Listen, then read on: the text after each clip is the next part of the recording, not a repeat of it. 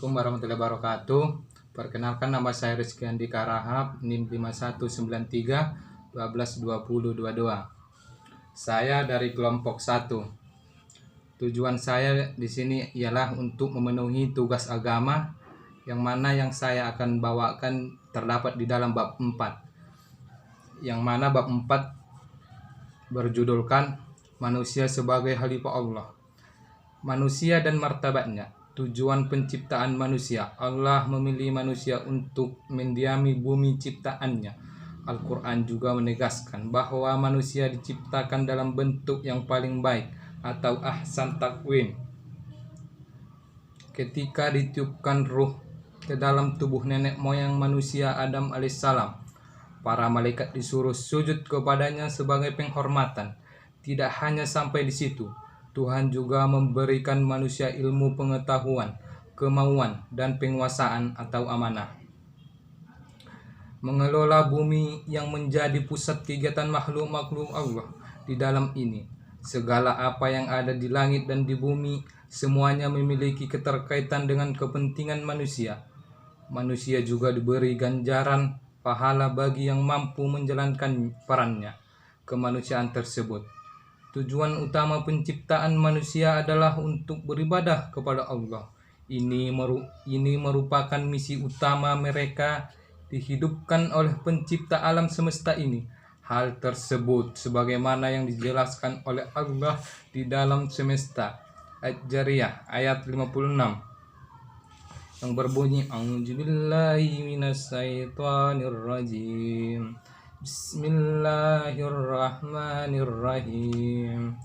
Wa ma khalaqtul jinna wa ul insa illa liya'budun. Yang mana artinya, dan aku tidak menciptakan jin dan manusia melainkan supaya mereka mengabdi kepadaku.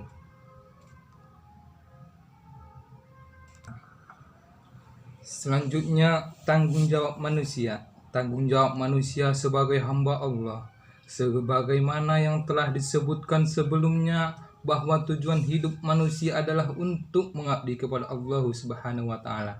Oleh sebab itu, maka menjawab utama manusia adalah menjadikan dirinya dan masyarakatnya tetap berada di dalam tujuan hidup tersebut.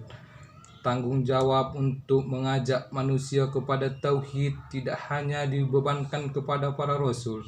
Setiap orang yang beriman memiliki tanggung jawab dakwah ini sesuai dengan kadar keilmuan dan kemampuannya. Sejak Nabi Adam, Nuh, Ibrahim hingga Nabi Musa, Isa alaihissalam, dan diakhiri Nabi Muhammad SAW, mereka dibebankan untuk beribadah dan mencerahkan manusia kepada ajaran tauhid. Oleh sebab itu, agama para nabi dan rasul tersebut adalah agama yang dilandasi oleh tauhid dan kepasrahan sepenuhnya kepada Allah. Ketahuilah dan kepasrahan kepada Allah ini disebut dengan Islam. Yang kedua, tanggung jawab manusia sebagai khalifah Allah. Tema khalifah dan kata yang seturunan dengan ditemukan pada beberapa surah di dalam Al-Quran. Pertama kali disebutkan di dalamnya adalah pada surah Al-Baqarah ayat 30. Ayat ini mengandung pesan tentang kedudukan manusia sebagai pemakmur alam yang disebut dengan istilah khalifah di atas muka bumi, yang mana Allah Subhanahu wa taala berfirman, A'udzubillahi minasyaitonirrajim. Bismillahirrahmanirrahim.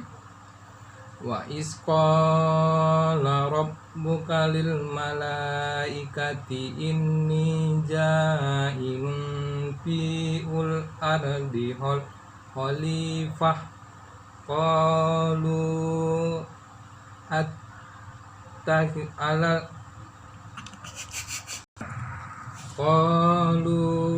ataj'alu fiha man yufsidu fiha wa yasfiku allazi ma'a wa nusabbihu bihamdika wa nuqaddisu lak.